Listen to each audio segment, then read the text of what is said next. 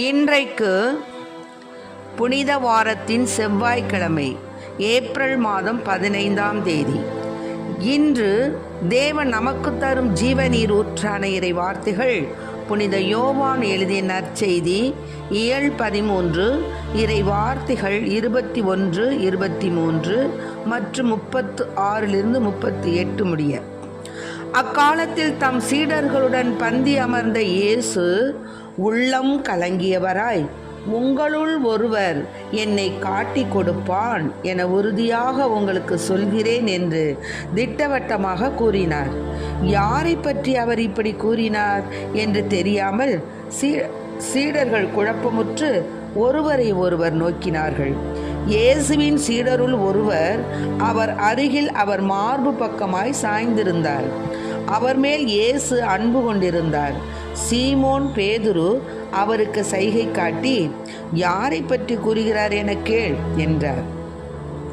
இயேசுவின் அருகில் அவர் மார்பு பக்கமாய் சாய்ந்திருந்த அவர், ஆண்டவரே, அவன் யார் என்று கேட்டார்.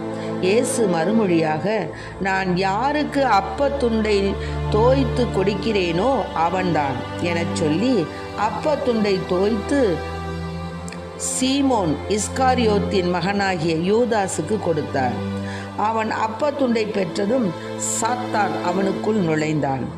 இயேசு அவரிடம், நீ செய்ய இருப்பதை விரைவில் செய் என்றார். இயேசு ஏன் அவனிடம் இப்படி கூறினார் என்பதை பந்தியில் அமர்ந்திருந்தோர் யாரும் புரிந்து கொள்ளவில்லை.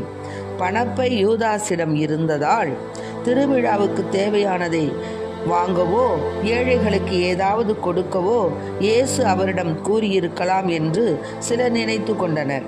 யூதாஸ் அப்பத்துண்டை பெற்று கொண்டவுடன் வெளியே போனான். அது இரவு நேரம். அவன் வெளியே போன பின் இயேசு, இப்போது மானிட மகன் மாட்சி பெற்றுள்ளார், அவர் வழியாக கடவுளும் மாட்சி பெற்றுள்ளார். கடவுள் அவர் வழியாக மாட்சி பெற்றவரானால் கடவுளும் தம் வழியாய் அவரை மாட்சிப்படுத்துவார், அதையும் உடனே செய்வார். பிள்ளைகளே, இன்னும் சிறிது காலமே உங்களோடு இருப்பேன். நீங்கள் என்னை தேடுவீர்கள், ஆனால் நான் போகும் இடத்திற்கு உங்களால் வர இயலாது. இதையே யூதர்களுக்கு சொன்னேன், இப்போது உங்களுக்கும் சொல்கிறேன் என்றார். ஆண்டவரின் அருள்வாக்கு. கிறிஸ்துவே மக்கு புகழ். எங்கு போகிறீ இயேசு தெய்வமே, எனக்காய் சிலுவையை சுமக்கும் தெய்வமே, பாரச் சிலுவையோ என் பாவ சிலுவையோ, நீர் சுமந்தது என் பாவ சிலுவையோ, உன் உள்ளம் உடைந்ததோ என் பாவ சேற்றினான், உன் உள்ளம் உடைந்ததோ என் பாவ சேற்றினான். எங்கு போகிறீர் இயேசு தெய்வமே, எனக்காய் சிலுவையை சுமக்கும் தெய்வமே, தீய சிந்தனை நான் நினைத்ததால் உன் சிரசில் உள்முடி நான் சூட்டினேன். போராமை கோபத்தால் உன் கண்ணம் அறைந்தேனே, என் பெருமை எரிச்சலால் உன் விழாவை குத்தினேனே. கசையால் அடித்தது என் காம உணர்ச்சியால், காரி துப்பியது என் பகைமை உணர்ச்சியால், உன் உள்ளம் உடைந்ததோ என் பாவ சேற்றினான், உன் உள்ளம் உடைந்ததோ என் பாவ சேற்றினான். எங்கு போகிறேன் இயேசு தெய்வமே, எனக்காய் சிலுவையை சுமக்கும் தெய்வமே, சுமக்கும் தெய்வமே. இன்றைக்கு நம் தேவன் தரும் ஜீவநீர் ஊற்றான இறை வார்த்தைகளை கேட்டோம்.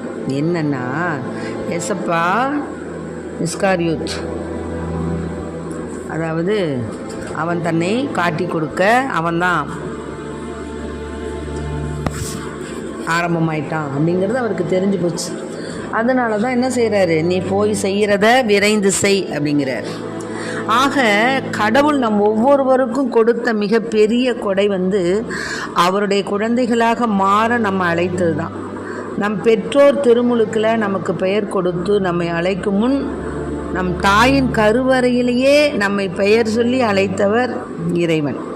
கடவுளுடைய பிள்ளைகளாக நம்மை அழைத்ததன் நோக்கம் என்னன்னா, நாம் அனைத்து மக்களுக்கும் கடவுளின் ஒளியை பிரதிபலிக்கவே. ஆனால் யூதாஸ் என்ன செஞ்சான், இறைவனையே காட்டி கொடுத்தான். எவ்வளவு பெரிய துரோகம் பாருங்க. நாமளும் ஒவ்வொரு நாளும் இறைவனை காட்டி கொடுத்துக்கிட்டே தான் இருக்கிறோம். அவன் மட்டும் செய்யல, அவன் செஞ்சு முடிச்சுட்டு போயிட்டான். ஆனால் நம்ம அன்றையிலிருந்து இன்று வரை என்னென்ன செய்கிறோம், கடவுளை நம்ம கடவுளுக்கு விரோதமான காரியங்களை செய்து அவரை காட்டி கொடுத்துக்கிட்டு தான் இருக்கிறோம்.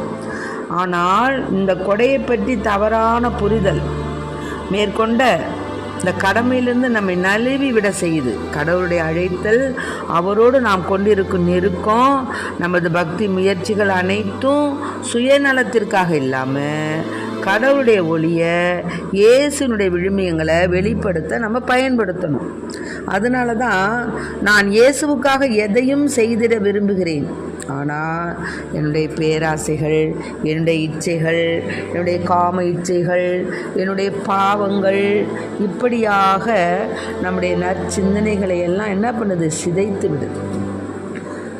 பல சொல்ல நம்ம கேள்விப்பட்டிருக்கிறோம், நான் நல்லா தான் இருக்கணும்னு நான் விரும்புகிறேன், ஆனால் என்னுடைய மனம் விரும்புதை தவிர உடல் அந்த இதை ஏற்றுக்க மாட்டேங்குது நம்ம சொல்கிறோம். இப்படி நம்மளும் தான் பலகீனமாக இருக்கிறோம். ஆனால் இங்கே பேதுருவும் அப்படி தான். ஏசப்பா சொல்கிறாரு, நான் போகும் இடத்திற்கு உன்னால் வர முடியாதுங்கிறாரு. அதனால ஏன் என்னால் முடியாது அப்படின்னு பேதுரு கேட்குறாரு. ஆனால் நம்முடைய மனம் இயேசுவுக்காக உயிரை கொடுத்துடு அப்படின்னு நமக்கு சொல்லுது. ஆனால் நம்ம உடல் என்ன பண்ணுது, அதை மறுக்குது. அது மாதிரி தான் அன்று பேதுரும் இயேசுவுக்காக என் உயிரை கொடுக்குறேன் ஆனால் சிப்பாய்களை கண்டோன்னே என்ன பண்ணிட்டார், ஓடி போயிட்டார். ஆக இயேசுவுக்கு மனித பலவீனம் தெரியும், யதார்த்த வாழ்வு என்னவென்று தெரியும். தாம் நேசித்த பேதுருவின் மறுதளிப்பு தன்னை நொறுக்க போவதுங்கிறதும் அவருக்கு தெரியும். சேவலின் கூவலும் அவருக்கு தெரியும். பேதுருவின் மறுதளிப்பும் நிகழப்போகிறது இறைவனுக்கு தெரியும். இயேசு எனக்காக உயிரையும் கொடுப்பாயோ அப்படின்னு கேட்டார். அப்போது எகத்தாளமாக கேட்டது மாதிரி தெரிஞ்சாலும் தன்னுடைய வாழ்வில் அதை நிறைவேற்றிய பேதுரு உயிரே நிமிர்ந்து நிற்கிறார். அதனால நாம் என்ன செய்யணும், பேதுருவை போல யதார்த்த வாழ்வை புரிந்து கொண்டு உள்ளார்ந்த நல்ல விருப்பங்களை செயல்பட நாம் முன்னேறி செல்ல வேண்டும். நாம் முன்னேற வேண்டும். இறைவனுக்காக, இயேசுவுக்காக நான் எதையும் செய்வேன் என்று வெரோனிக்காள் அன்று கூறினார். அதை போல நாமும் வெரோனிக்காளைப் போல சீரேன் ஊரானாகிய சீமோன் இயேசுவுக்கு உதவி புரிந்தார் சிலுவையை சுமக்க. அதுபோல பிறர் சிலுவையை சுமக்க இன்னுமாக அநேகர் இயேசுனுடைய அந்த பாடுகளில் பங்கு பெற்று தேவதாய் முதலிலிருந்து முடிவு வரை கண்ணீரோடு மகனை பின்தொடர்கின்றாள். அவளுக்கு தெரியும் ஒரு வாள் ஊடுருவி பாயும் என்று அன்று சிமியோன் தீர்க்கதரிசி இயேசுவை காணிக்கையாக ஒப்பு கொடுக்கும்போதே சொல்லிட்டார். அன்றிலிருந்து அவள் ஒவ்வொரு வார்த்தையாக தியானித்தாள். ஆகவே அன்பு பிள்ளைகளை, நம்ம ஏசப்பாவுடைய அம்மா தானே அப்படின்னு ஒரு இடத்துல கூட அம்மா தன்னை பெருமை பாராட்டிக்கலை. அதுக்குனால நாமும் நம்முடைய வாழ்க்கையில் பெருமை பாராட்டாது இறைவனுக்காக, இயேசுவுக்காக நான் எதையும் செய்வேன் என்று வெரோனிக்காளை போல நாமும் இயேசுவுக்காக வாழ, இயேசுவுக்காக எதையும் செய்ய துணிந்திடும் வரத்தை இயேசுவிடம் கேட்போம். ஆமேன். Praise the lord. மரியே வாழ்க.